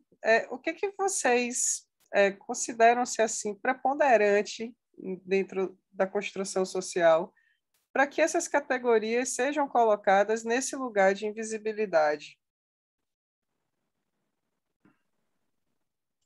Boa pergunta. O que fazemos agora? Começamos a explorar as questões. Quem começa? Alguém mais quer perguntar algo? Acho que começamos a explorar as questões, Posso né? começar? Manda ver, vai lá. A própria questão da invisibilidade, né? A Carol estava falando, a sua própria pergunta, Paula, a sua própria intervenção, falando, olha, eu estou cuidando quando trago para minha casa, aí eu fico pensando, né, nesse processo de negação, algumas vezes, né, conscientemente, né, então, não quero, não me conte seu problema, né, não quero saber, outras vezes tão tomado pelo cotidiano ali, pelo imediatismo, né, acho que é muito característica da nossa sociedade, né, um imediatismo, para que eu vou, e se ela não pegou, por que eu vou liberar, e se ela não se contaminou com a Covid, eu vou deixar de ter a minha assistência aqui para algo que eu não tenho certeza, né? Então, foca muito no imediato ali, no individual, né? Então, o quanto que não vê, né, o invisível não é visto porque ele não está presente ou porque a pessoa se nega a vê-lo, né? Então, de uma forma até conscientemente mesmo, não tenho nada a ver com isso, não vou resolver o problema da humanidade, e daí, né? Lembra daquela pesquisa do Fernando, que está lá na USP, Fernando, que ele fez a pesquisa na Costa Braga, né? Que ele se vestia de gari, e aí os próprios colegas dele não via, não percebia, passava por ele e não falava bom dia, boa tarde, enquanto ele estava com o uniforme de gari, né? Então, uma construção compartilhada ali socialmente, gente que era bacana, que tinha até um olhar crítico, né, para a realidade, mas que acaba incorporando isso, né, que acaba naturalizando e se tornando uma verdade ali na nossa sociedade e que muitas vezes protege, né, o indivíduo de lidar com essas questões conflitantes de vulnerabilidade, de sofrimento. Né? E isso, já respondo a questão da Carol, né? A implicação que isso tem para o sujeito, né? Desse olhar para si. Então, olha, o meu foco, o meu trabalho aqui tinha toda essa questão ambiental, mas agora o mundo inteiro está querendo que o ambiente se exploda, não está nem aí, né? Ou seja, eu não sou vista, eu não sou lembrada, eu não sou útil, no fim das contas. É quase isso, né? Porque se eu fosse, eu não estaria nessa condição. Agora, que disposta a trabalhar, mas sem o material, né? Então, um impacto ali de uma implicação direta na autoestima e que que leva ali, possivelmente, a um processo de desgaste da saúde mental, né? Por toda essa questão social em volta ali. Quem mais? Posso pitacar aí nessa... Eu queria também, eu só queria dar sair rapidinha, Cacá. Porque como eu acho que eu vou ter que sair daqui a pouco, eu vou só dar uma pitacada também. Eu acho que é muito importante que a gente considere, no caso dos sepultadores, o lugar que a morte ocupa nas culturas ocidentais, né? E o lugar que a morte ocupa no Brasil, né? O lugar que a morte... que é um lugar que é o espaço da vida que a gente não quer ver, que a gente não quer reconhecer que existe, e a gente não quer reconhecer que é parte da história de nós todos, que é parte da história de todas as pessoas que a gente ama, né? A gente nega a morte. Eu acho que nesse processo a gente também nega as pessoas que trabalham com a morte, né? A gente, mais do que nega, né? Tem medo dessas pessoas, nojo dessas pessoas, tem um estigma, né, muito forte sobre o trabalho dos sepultadores, sobre o trabalho do serviço funerário, além de ser visto como um trabalho que é reduzido ao seu aspecto braçal, ou é reduzido e não é considerada a complexidade do trabalho, né? O trabalhador do serviço funerário tem um trabalho, né? Eu acho que nesse caso, né, são sepultadores e não só, mas é o trabalho braçal, mas é também, né, o trabalho de exumação, um trabalho complexo, né? Você tem, por exemplo, né, o atendimento às famílias, o acolhimento às famílias, lidar com pessoas em um estado de profundo sofrimento, né, em um estado de desestabilidade emocional, né, e lidar com isso todos os dias, sobreviver a isso, fazer o trabalho render, fluir e caminhar, é um trabalho que é complexo e que é reduzido, né? Ele é apagado, né? Eu acho que a gente tem também aí em São Paulo essa questão do serviço, de também ser serviço público e, portanto, alvo de desmonte de estigma, né? A gente sabe qual é a fala que se tem sobre o serviço público, né? O serviço público como servidor vagabundo, que não trabalha, que não faz. Então, eu acho que se somam essas coisas muito fortemente, né? O trabalhador do serviço funerário, eu acho que ele é apagado porque, né, por todos esses aspectos. Eu acho que essa invisibilidade tem muito a ver com isso. E isso é trazido pelos trabalhadores. Inclusive, tem mais de um trabalhador que fala: a gente precisa mudar a nossa relação com a morte. Enquanto a sociedade não mudar a relação com a morte, não muda a relação com o nosso trabalho. E realmente, assim, né, acho que é uma coisa que a gente precisa olhar como cultura, né? O que é a maneira como a gente lida com a morte, né? Constrói na nossa vida, constrói nosso luto. Eu acho que até, né, uma coisa que a Heloísa trouxe, inclusive, desse utilitarismo, né? A partir do momento que a pessoa morreu, ela não trabalha, não produz mais. Então, quem liga o que acontece, né? É só a família, só as pessoas que sabem quem aquela pessoa é, para além do seu valor produtivo, né? Então, não sei, acho que para mim são esses pontos mais ou menos que vem. Bom, agora acho que é minha vez.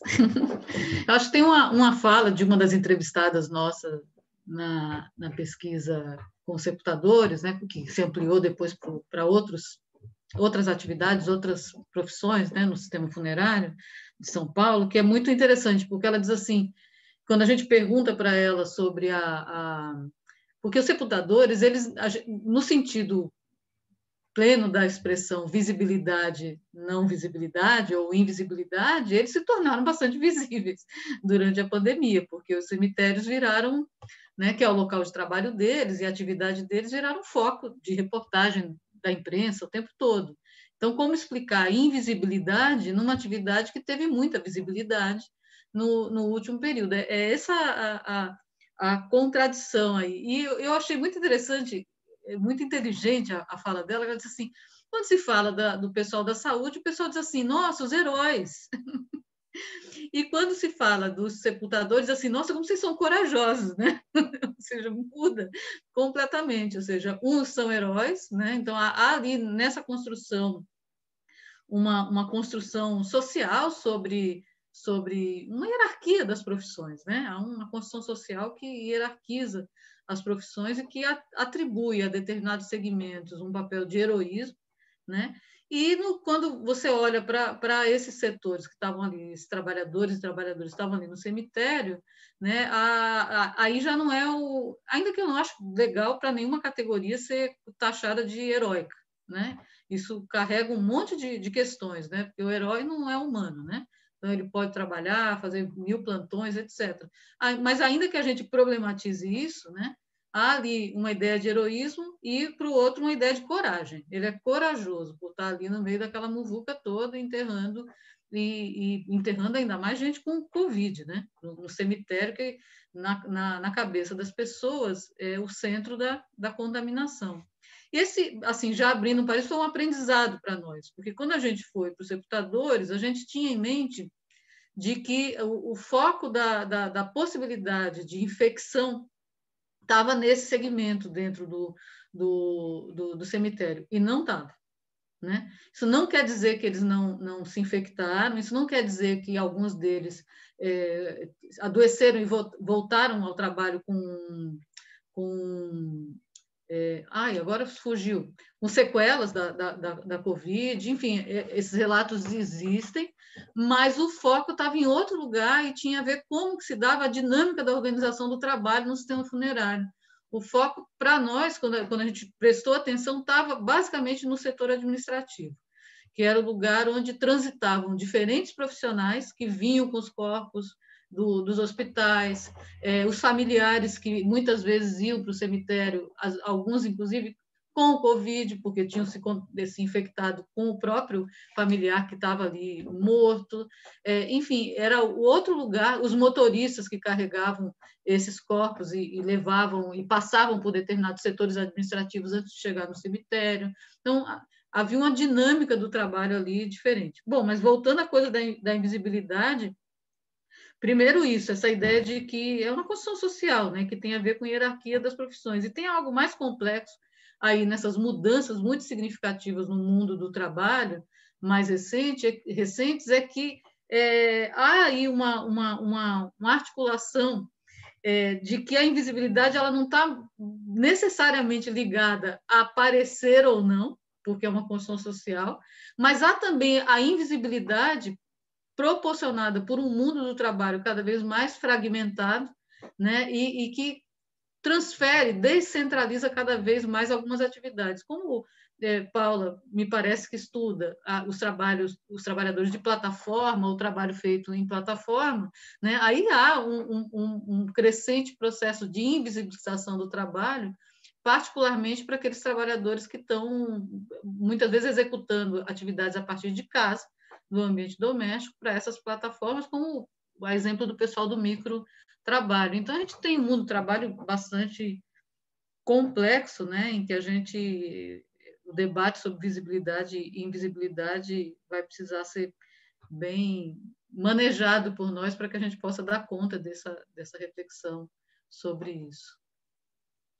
Por último, para finalizar, essa coisa das trabalhadoras domésticas é muito interessante, porque a gente chegou a ver várias denúncias em revista, no Ministério Público, etc., que parte dessas trabalhadoras, até por conta do receio de algumas famílias, de que elas pudessem ser o vetor da infecção, ou seja, porque estavam em contato com outras comunidades, porque pegavam ônibus, etc., instituíram uma relação de trabalho na qual essas mulheres não podiam voltar para casa, né? Tinham que trabalhar 24 horas, né? Ou seja, está vinculado ao trabalho 24 horas. Eu fico pensando na frase que Luísa trouxe para nós sobre o burnout, né? Como que isso pode estar relacionado a uma situação desse tipo, ou seja, você está ali o tempo todo disponível, né? Na medida em que você não pode se deslocar de volta para sua casa, sobre o pretexto de que você vai trazer ou possibilitar a entrada do vírus na casa daquela família, e ali você está destituída do seu direito de conviver com a sua família e submetida a uma jornada de trabalho sem limites, né? Quem mais está aí na fila? Eu vou só dizer que eu preciso sair, gente. Luiz, eu vou ver sua resposta para minha pergunta no YouTube, No então, Zap. depois. Tá bom. Tá bom. Tchau, Tchau, gente. tchau. Obrigada aí por tudo. Bom encontro, bom fim de contas para vocês. Tchau. Tchau, prazer. Então, sobre a questão da invisibilidade, para responder aí na sequência, acho que as domésticas também, durante a pandemia, tiveram muito mais visibilidade, talvez, que outras categorias, mas foi sempre ligado a uma tragédia, um drama, um evento, assim, muito, muito forte, né? E, enfim, a primeira morte confirmada, né, no Rio de Janeiro foi de uma doméstica, a Cleonice Gonçalves. Aí depois a gente descobriu que a primeira morte, de fato, no Brasil era também de uma doméstica, só que ela não foi tão midiática, e os retratos estão no site aí do dossiê, né, da pesquisa dessas duas trabalhadoras. Teve o caso horrível, né, da morte do menino Miguel, lá no Recife, enfim. Então, se deu mais visibilidade do que o normal, digamos, né, mas sempre em torno de momentos muito trágicos, né, casos de trabalho análogo à escravidão. Já cada vez se comentou sobre isso, né, na mídia, foi em circunstâncias muito, muito graves. E essa visibilidade também não levou a nenhuma melhoria concreta, né? Não teve nenhuma política concreta para amparar as domésticas, não teve nenhuma modificação da lei, nada foi feito. Então, se falou muito, se mostrou muito, mas nada foi feito. E talvez, assim, essa invisibilidade mais profunda, né? Bom, enfim, acho que é uma coisa que elas falam muito sempre, e quem estuda um pouco talvez já cansou, né, de ouvir isso, mas assim, doméstica não é tratada como igual e não é tratada de maneira decente em quase nenhum país do mundo, mas no Brasil tem essa coisa muito forte da escravidão, do passado colonial, de um jeito, assim, absurdo, que é isso que você estava falando, né, Paula, que elas não são nem consideradas, assim, em alguns casos não é nem considerado pessoa, né? Como é que você deixa um menino de 5 anos no elevador e fala, foi com a sorte, e aí deixa isso acontecer, porque é o filho da trabalhadora doméstica, nunca faria isso com o filho de uma colega, ou de uma moradora do prédio dela. E sim, foram tantos exemplos, assim, durante a pandemia, teve um caso de uma mulher, né, de classe média entrevistada, estou presa sozinha em casa, está muito difícil, e estava lá a doméstica passando atrás dela, fazendo a faxina, né? E ela se considerava sozinha em casa, então é um grau, assim, de desumanização, né, de não considerar essas mulheres como pessoa que é muito profundo, né, que é muito enraizado, que é muito chocante, que assim, não é só do Brasil, mas no Brasil é muito forte, muito mais forte que alguns outros países, né? E, enfim, até 88 elas não tinham direito de se organizar em sindicato, né? Até a PEC de 2013 praticamente não tinha nenhum direito trabalhista, não era considerado como trabalho, então assim, uma história longa, né? De colonialismo e escravidão que faz com que ela seja, assim, visibilizada, explorada e maltratada. Agora, como é que uma pessoa chega a tirar a humanidade da outra? Nesse ponto, eu não sei, acho que as minhas colegas psicólogas talvez tenham mais luz, assim, eu não fiz, nunca trabalhei com empregadores, né? Não consigo, não sei como abordar essa questão do outro lado, estou muito dentro do movimento, da luta dos sindicatos, acho que eu não conseguiria entrevistar alguém para perguntar, né, como é que você, como é que você faz para não ver, ou como é que você desconsidera nesse nível, mas eu não botei os dados aí no PowerPoint, mas teve, né, muito casos de quarentena forçada, né, que eu estava falando, de ficar em casa, o aumento da carga de trabalho, tem a ver com a quarentena forçada e tem a ver com o aumento de número de pessoas na casa, né, da família empregadora, que de repente é o marido, a esposa, os filhos, os avós, está todo mundo em casa e precisa cuidar de tudo, né? Então, a pessoa que talvez era contratada só para fazer faxina e cozinha tem que também cuidar das crianças, tem que cuidar da pessoa idosa, tem que fazer muito mais faxina, porque são 5 ou 6 pessoas, né, nessa família. Então, esses elementos contribuem, né, para, enfim, toda essa questão da saúde mental e a gente não perguntou nada especificamente sobre saúde mental, mas é uma coisa assim que seria legal de ver nas entrevistas, porque assim, desde que eu trabalho com elas, nunca veio de maneira tão forte, né? E nunca foi preocupação dos sindicatos também. Então, acho que isso seria legal de ver. E, enfim, a Cacau já foi, mas uma coisa que surgiu também da pesquisa é a questão do cuidado com os filhos delas. A maioria absoluta respondeu que quando ela sai para trabalhar, os filhos ficam sozinhos em casa.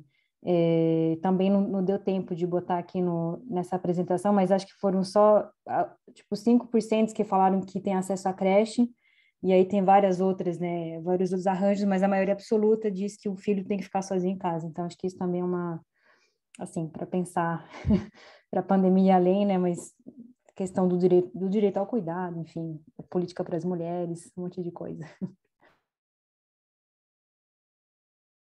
Ótimo, acho que a gente encaminha para a finalização, né? E a não ser que alguém mais queira falar alguma coisa.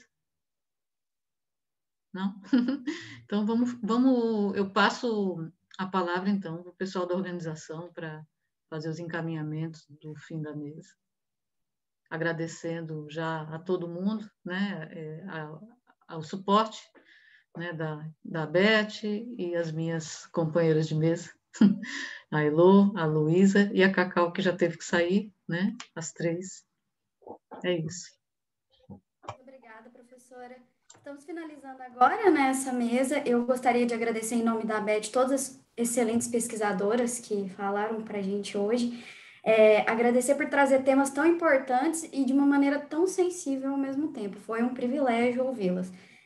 Gostaríamos também de convidar a todo mundo que está aqui a continuar acompanhando a programação da BET. Às 7 horas nós temos 3 mesas. A mesa 38 sobre trabalho digital na América Latina, análises comparadas e os desafios analíticos para as ciências sociais. Mesa 39, os impactos da pandemia de Covid-19 no trabalho das mulheres no Brasil. E mesa 40, trabalho e saúde pelas perspectivas de gênero, envelhecimento, diversidade e inclusão em tempos de pandemia pela Covid-19. Desejamos uma boa noite a todos. Muito obrigada. Tchau, obrigada.